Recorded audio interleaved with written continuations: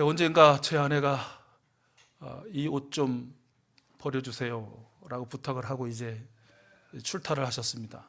그래가지고 제가 알았다고 하고 그 옷을 버렸습니다. 없앴습니다.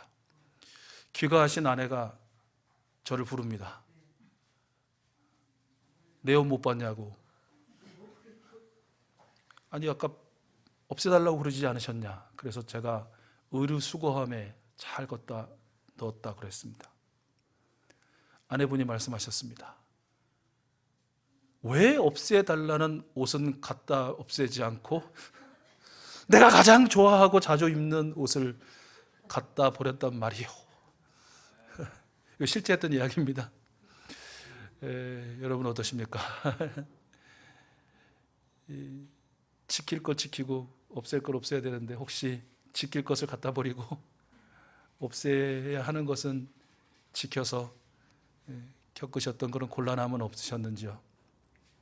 오늘 우리가 함께 읽은 이 열왕기상 15장 말씀은 우리가 매일매일 예배하고 있는 예배의 본문 중에 지난 아마 금요일 본문, 목요일 본문이가 금요일 본문이라 기억하고 있습니다. 그것을 이렇게 읽으면서 제가 지금 말씀드렸던 에피소드도 생각이 나고, 그리고 이제 다음 주면 우리 구건선도 기도해 주셨지만 13주년 우리 창립주일을 맞고 또 우리 안 장로님, 우리 안수 집사님 임직식을 하게 되는데, 이 즈음에서 다시 한번 우리 자신과 우리 공동체가 없애야 할 것들은 무엇인지, 또 지킬 것은 무엇인지 다시 한번 좀 말씀에 비추어 생각해보고 실천하는, 그래서 우리 안에는 없어야 할 것들은 사라지고 반드시 있어야 하고 우리의 지킬 거야 할 것들만 좀 있는 우리의 인생, 우리 교회 되었으면 좋겠다 싶어서 오늘 이 말씀을 함께 나누어보려고 합니다. 오늘 말씀의 내용은 읽으셨지만 남유다의 세 번째 왕인 아사 왕에 대한 그런 이야기이거든요. 조금 말씀을 거슬러 올라가서 이 솔로몬의 이야기를 좀 해보죠. 우리가 너무나 익숙한 우리 솔로몬처럼 어떻게 보면 하나님의 사랑과 은혜와 축복을 받은 사람은 아마 드물 것입니다. 뭐 10손가락 또 꼽을 필요 없이 뭐 한두 손가락만 해도 그 안에 들어올 정도로 하나님의 엄청난 은혜와 사랑을 받았던 인물이죠. 그리고 그만큼 우리 하나님을 사랑했던 그런 사람이기도 합니다. 그런데 잘 살아냈을 것 같은 이 솔로몬 말년에 엄청나게 큰 죄악이 저질러지게 되고, 그 죄의 결과는 안타깝게도 그 개인에 대한 심판이 아니라 그 민족, 그 나라에 대한 심판이 되고 말았죠. 남북으로 나라가 분열되어지는 그런 비극을 초래하게 되었다는 것이죠. 제가 더 설명하기보다는 우리가 좀 길긴 하지만 성경의 기록을 한번 읽어보죠. 열왕기상 11장 1절부터 13절입니다. 열왕기상 11장 1절에서 13절. 교독할까도 생각하지만 같이 읽겠습니다. 이럴 때 아니면 우리가 언제 소리내서 성경 말씀을 읽어볼까 싶어서 읽고 계시겠지만, 자, 우리 1절부터 13절 쭉 굉장히 길어요. 같이 읽겠습니다. 시작. 솔로몬 왕은 외국 여자들을 좋아하였다. 이집트의 바로의 딸 말고도 모압 사람과 암몬 사람과 에돔 사람과 시돈 사람과 헷 사람에게서 많은 외국 여자를 후궁으로 맞아들였다. 주님께서 일찍이 이 여러 민족을 두고 이스라엘 자손에게 경고하신 일이 있다. 너희는 그들과 결혼을 하고자 해서도 안 되고 그들이 청혼하여 오더라도 받아들여서는 안 된다. 분명히 그들은 너희의 마음을 그들이 믿는 신에게로 기울어지게 할 것이다 하고 말씀하셨다. 그런데도 솔로몬은 외국 여자들을 좋아하였으므로 마음을 돌리지 못하였다.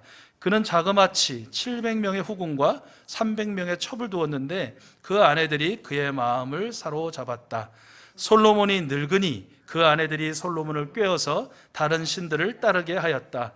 그래서 솔로몬은 자기의 주 하나님께 그의 아버지 다윗만큼은 완전하지 못하였다. 솔로몬이 시돈 사람의 여신 아스다롯과 암몬 사람의 우상 밀곰을 따라가서 주님 앞에서 악행을 하였다. 그의 아버지 다윗은 주님께 충성을 다하였으나 솔로몬은 그러하지 못하였다. 솔로몬은 예루살렘 동쪽 산에 모압의 혐오스러운 우상 그모스를 섬기는 산당을 짓고 암몬 자손의 혐오스러운 우상 몰렉을 섬기는 산당도 지었는데, 그는 그의 외국인 아내들이 하자는 대로 그들의 신들에게 향을 피우며 제사를 지냈다. 이와 같이 솔로몬의 마음이 주 이스라엘의 하나님을 떠났으므로 주님께서 솔로몬에게 진노하셨다. 주님께서는 2번씩이나 솔로몬에게 나타나셔서 다른 신들을 따라가지 말라고 당부하셨지만 솔로몬은 주님께서 하신 말씀에 순종하지 않았다. 그러므로 주님께서 솔로몬에게 이렇게 말씀하셨다. 네가 이러한 일을 하였고 내 언약과 내가 너에게 명령한 내 법규를 지키지 아니하였으니 내가 반드시 내게서 왕국을 떼어서 내 신하에게 주겠다.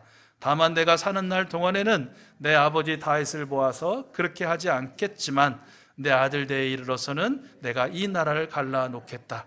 그러나 이 나라를 갈라서 다 남에게 내주지는 않고 나의 종 다윗과 내가 선택한 예루살렘을 생각해서 한 지파만은 네 아들에게 주겠다. 이러한 과정을 겪죠. 사실은 이 말씀을 통해서 다음 말씀을 이어가기 전에 조금 이 사족을 좀 더한다면, 솔로몬이 엄청나게 경건한 삶을 살다가 그리고 말년에 반짝 실수해서 심판을 받은 것이 아님을 알 수 있습니다.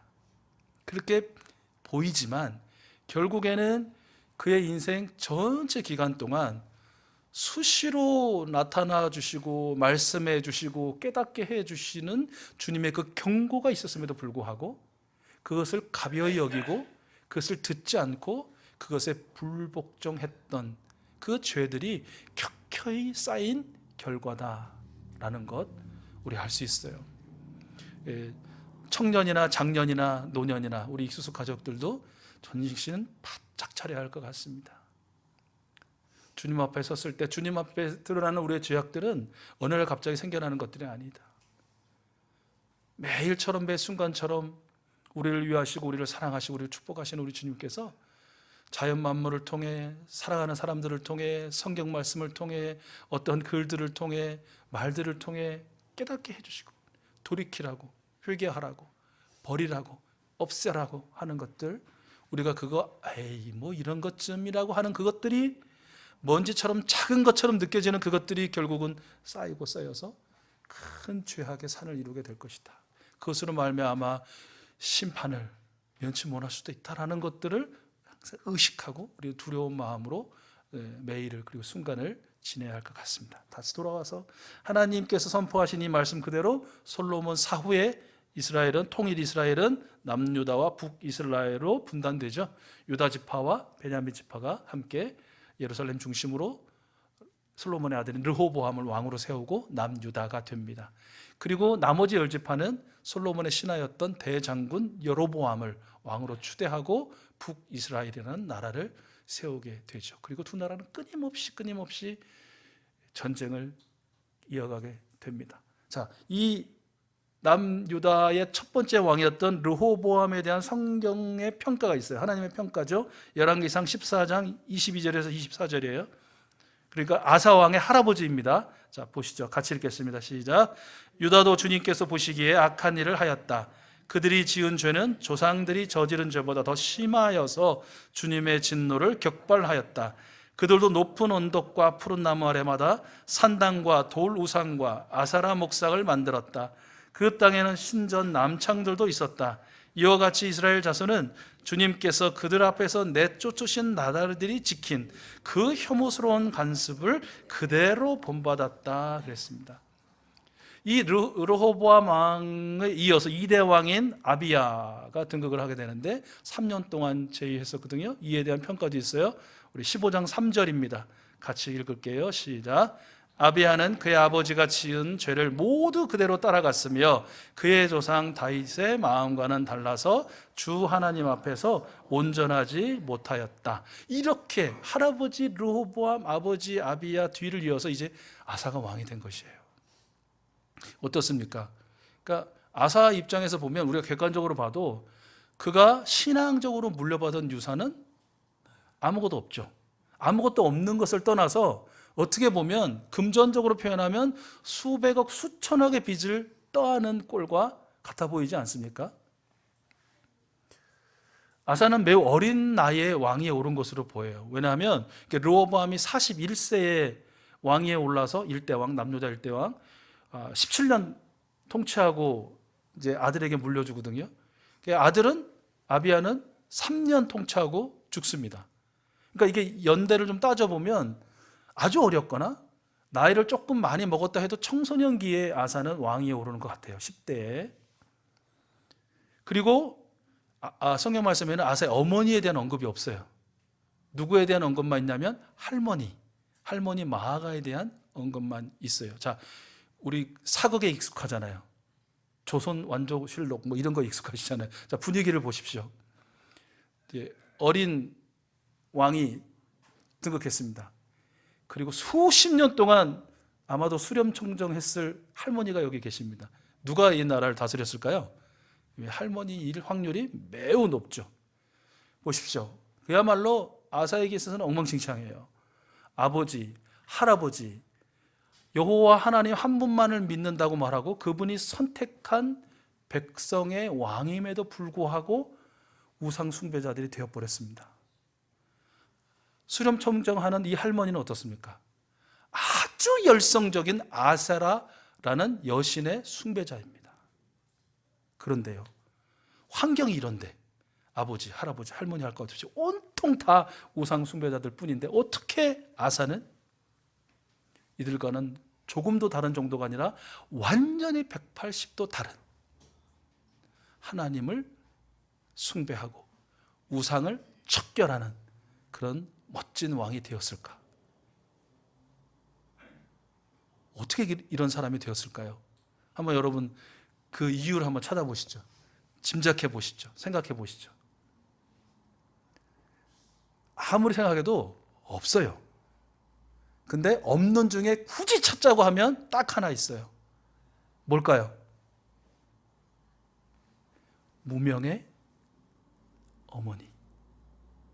아마도 그를 낳고 그가 왕위에 오르기 전에 일찍 소천했을 것 같은 그 어머니밖에 없지 않아요? 그렇잖아요. 뭐 신하가 했겠어요? 선생님이 했겠어요? 서슬퍼런 이 권력자들이 지켜보고 있는데 못하죠. 누구만 할 수 있냐면 사실은 그를 품에 품고 젖을 먹이고 그를 키워냈던, 양육해냈던 어머니밖에 없는 것 같아요. 이처럼 그 이름 하나 한 획 기록되지 않고 드러나지 않지만 아마도 짐작할 수밖에 없지만 이 아사의 어머니가 이 아사에게 야훼 신앙, 오직 하나님에 대한 그 믿음에 대한 엄청난 영향을 끼쳤다라고 볼 수밖에 없을 것 같아요. 이게 두 가지가 교훈되어지는 것 같아요. 첫째는 부모가 자녀에게 선한 영향을 끼칠 수 있고 반대로 악한 영향을 끼칠 수도 있습니다. 지난주에 말씀 나눈 것처럼 자녀는 부모의 거울이에요. 자녀한테 뭐라고 하는 건 자기 자신에게 뭐라고 하는 것과 똑같은 거고요. 이 자녀에게 뭐라고 손가락질하는 건 그 손가락질의 방향이 자신을 향한 것과 같다고 그렇게 말씀을 드렸잖아요. 부모는 악영향, 선악영향을 다 줄 수 있어요. 그런데 결국 그 자녀에게 있어서 자녀가 승리하는 영향은 무엇이냐? 결국은 승리하여 나타나는 그의 그런 성품이라고 할까 이런 것들은 무엇이냐면 하나님만을 섬기고 하나님만을 예배하고 하나님만을 사랑하는 그 부모의 마음, 행실, 행동이다라는 것이죠. 이것을 좀 잊지 않으셨으면 좋겠습니다. 우리 자녀에게 우리가 보여주고 비춰내고 그리고 물려줄 최고 최대 최선의 유산이 있다면 그것은 주님을 향한 믿음이고 주님을 위한 사랑이다 라는 것 잊지 않으셨으면 좋겠고요. 두 번째는 아사 입장에서, 그 어린 아사 입장에서 그래도 너무너무 감사하게도 그런 영향을 받을 수 있다는 것. 그 어렸을 때의 그 믿음의 양육과 사랑의 양육이 그로 하여금 장성했을 때 그 신앙의 중심에서, 하나님 중심에서 그의 모든 삶을 살아갈 수 있고 그의 그 통치를 펼쳐나갈 수 있었다라는 점에서 보면 지금도 우리와는 분리된 공간에서 말씀으로 양육받는 우리 사랑이, 우리 라나, 우리 온유 얼마나 축복된 것인지, 복된 것인지 모른다라는 것이죠. 귀한 것인지 모른다. 늘 그러시지만 보시고 좋아 죽으시고 막 그냥 어찌할 바를 모르시는 그런 모습이시지만 더 많이 축복하고 더 많이 사랑을 쏟아부어 주신다면 정말 오늘 말씀에 아사와 같은 그런 인물들이 될 줄로 믿습니다. 저들뿐만 아니라 우리의 손주들도 마찬가지라는 것 이렇게 했으면 좋겠어요. 자, 다시 돌아와서 이렇게 성경에는 온통 우상 숭배 집안에서 자랐지만 그러나 정말 알 수 없는 하나님의 놀라운 섭리와 은혜 가운데에 왕위에 오른 이 아사는 오늘 말씀에서 보신 것처럼 두 가지, 없앨 것은 없애고 지킬 것은 지키는 그런 모습을 우리에게 보여줍니다. 그렇다면 아사 왕이 없앤 것은 무엇인가? 우리 12절이죠. 12절 말씀 보고 같이 한번 읽겠습니다. 시작. 그는 성전 남창들을 나라 밖으로 몰아내고 조상이 만든 모든 우상을 없애버렸다. 이 남창들은 이교 의식을 음란하게 펼쳐내는, 그때는 그 우상의 사제들이 하는 일이라고는 어떤 성관계를 통해서 뭔가 막 그 풍성한 이교 신들의 은혜들을 나타내고 증거해 보이는 것들이 주종이었으니까 종교를 막론하고 대부분들이 다 그랬으니까요. 이러한 남창으로 불리는 남자 사제들을 다 나라 밖으로 몰아내 버렸다라는 것이고요. 또 조상들이 만든 어떤 우상? 모든 우상을 없애버렸다는 것이 하나님 외에 다른 신이 없는 줄로 믿고 알고 신으로 삼은 모든 잡신들, 그리고 이것이 하나님이야 라고 새겨 만든 우상 조각들, 이 모든 것들을 다 없애버렸어요. 어떻게 없애버렸냐면 말씀해 보니까 그것들을 토막을 내버리고 때로는 가루로 부숴버리고 그리고 기드론 골짜기에서 불태워버렸다라고 말하는 것이에요. 이것을 한 단어로 말하면 척결이라고 말할 수 있을 것 같습니다. 척결. 그리고 13절 말씀 우리 한번 보실래요? 13절입니다. 같이 읽습니다. 시작. 그리고 그는 자기 할머니 마아가가 아세라를 섬기는 혐오스러운 상을 만들었다고 해서 자기의 할머니를 왕 대비의 자리에서 물러나게 하였다. 아사는 할머니가 만든 혐오스러운 상을 토막내어서 기드론 시냇가에서 불살라 버렸다. 아멘. 앞에서 말씀드린 것처럼 이 할머니는요 어머니이기도 해요. 그렇죠? 어머니가 일찍 죽었으니까 아사에게 있어서, 그리고 부왕이기도 해요. 왕이기도 해요. 자신의 오늘의 권자가 있게끔 만든 그러한 최고의 공신이라고도 할 수 있어요. 그런데 가차 없었어요. 가차 없이 할머니조차 내쫓았다는 것이에요. 역시 사극에 기대어 보면 얼마나 그 할머니의 마아가가 발버둥을 쳤겠어요. 그렇죠? 어떻게 니놈이 나를 이렇게 대할 수 있느냐 이러면서, 이러고도 니놈의 권자가 유지될지 싶으냐 하면서 얼마 피를 토하는 심정으로 난리 버들 쳤겠죠. 네가 어떻게 할미를 이렇게 막. 근데 가차 없이 그냥 폐위시켜버려요. 그리고 우리나라로 말하면 아마 원래 살던 집으로, 이 왕궁 밖으로 내쫓아 버렸겠죠. 우상 숭배자에 대한 아사의 자비는 없었어요. 타협도 없었어요. 절충도 없었어요. 그것은 혈육일지라도, 하신을 한때 도운 인물이라 할지라도 퇴출시켜 버렸다라는 것입니다. 시편 115편 4절에서 8절 말씀을 우리 같이 읽어보죠. 같이 읽겠습니다. 시작. 이방 나라의 우상은 금과 은으로 된 것이며 사람이 손으로 만든 것이다. 입이 있어도 말하지 못하고 눈이 있어도 볼 수 없으며 귀가 있어도 듣지 못하고 코가 있어도 냄새를 맡지 못하고 손이 있어도 만지지 못하고 발이 있어도 걷지 못하고 목구멍이 있어도 소리를 내지 못한다. 우상을 만드는 사람이나 우상을 의지하는 사람은 모두 우상과 같이 되고 만다. 아멘. 이 말씀을 확실하게 이 아사는 보여준 것이죠. 아사가 없앤 것은 무엇입니까? 우상과 우상 숭배자, 우상을 척결하고 우상 숭배자를 퇴출시켰다라는 것 알 수 있습니다. 그럼 반대로 아사 왕이 지킨 것은 무엇인가? 15절 말씀이죠. 오늘 읽은 15절 말씀도 역시 같이 읽어볼게요. 시작. 그는 자기의 아버지와 자기가 거룩하게 구별해서 바친 은과 금과 그릇들을 주님의 성전에 들여놓았다 그랬는데, 역대하 15장 8절 하반절도 같이 읽어봐요. 시작.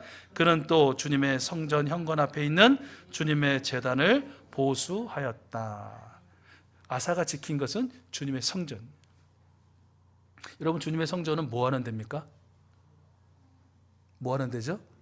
주님께 기도하는 것, 주님의 말씀 듣는 곳, 주님의 임재를 체험하는 곳, 주님을 예배하는 것이죠. 말씀하신 것처럼. 그러니까 아사가 지킨 건 예배합니다, 예배다라고 볼 수 있을 것 같습니다.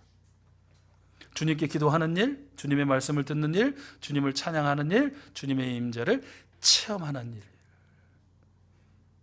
우상 척결이라는 건, 없앨 것이 없애지는 것은 우리 주님을 예배함을 지키고 그것들 가운데 진행되어지고 그것들 가운데 완성된다라는 것을 알 수 있을 것 같아요. 로마서 12장 1절과 2절 말씀이죠. 우리 같이 한번 읽겠습니다. 아사가 지켜냈고 우리가 지켜야 할 것입니다. 같이 읽겠습니다. 시작. 형제자매 여러분, 그러므로 나는 하나님의 자매하심을 힘입어 여러분에게 권합니다. 여러분의 몸을 하나님께서 기뻐하실 거룩한 산제물로 드리십시오. 이것이 여러분이 드릴 합당한 예배입니다. 여러분은 이 시대의 풍조를 본받지 말고 마음을 새롭게 함으로 변화를 받아서 하나님의 선하시고 기뻐하시고 완전하신 뜻이 무엇인지를 분별하도록 하십시오. 아사는 예배, 그리고 예배의 삶을 지켰습니다.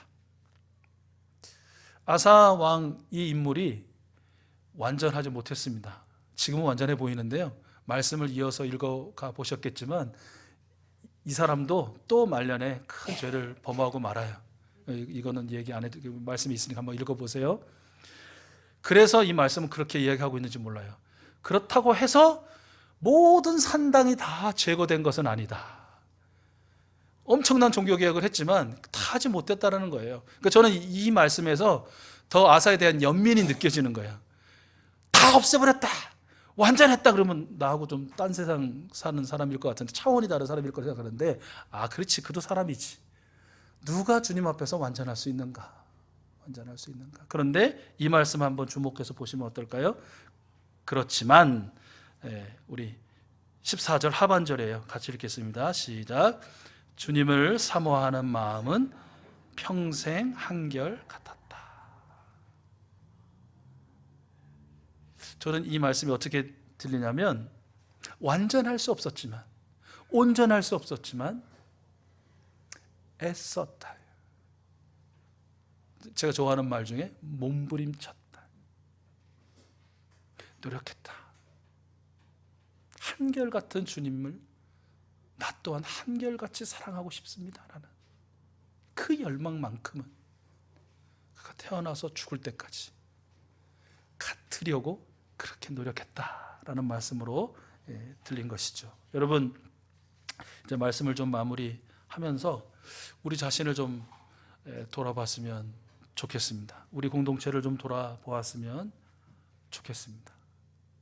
그리고 우리 안에 없애야 할 것, 척결해야 할 것, 퇴출시켜야 할 것들이 무엇인지 이 시간 발견할 수 있었으면 좋겠고, 처음에 제가 말씀드리겠지만 지켜야 할 건데 소홀히 여겨서 버려버리고만 우리가 지켜야 할 것들, 내가 지켜야 할 것들, 내가 하나님의 아들로, 하나님의 딸로, 예수님의 제자로, 성도로 끝까지 붙들고 지켜야 할 것 무엇인지를 또 바라볼 수 있었으면 좋겠습니다. 이것이 정반대로 돼서 우리가 어려운 것은 아닐까?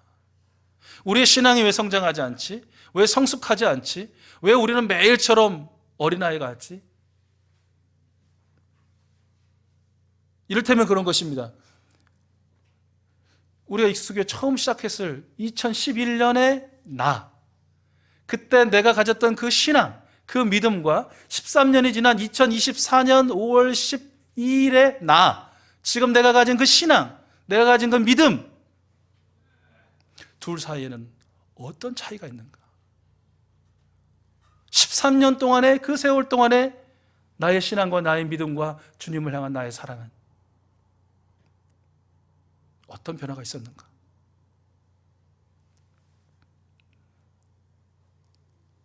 주님은 여러분 지금 혼내시려고 여러분 그냥 이 책짓하기 위해서 말씀하시는 건 아니죠. 다시 조용히 멈춰서 서서 우리 주님 앞에서 요즘에도 내가 아등바등 지키려고 하는 게 뭔가, 지금 꽉 붙들고 놓치려 하지 않는 게 뭔가? 그게 주님이 맞나? 그게 믿음이 맞나? 그것이 주님을 사랑하고 생명을 위하는 게 맞나? 영원한 거 맞나? 하늘에 쌓이는 보화가 맞나? 우리 주님이 주시는 성령의 열매가 맞나? 이것을 주님이 묻고 계신 것입니다. 우리의 답, 우리의 결단, 우리의 헌신은 무엇입니까?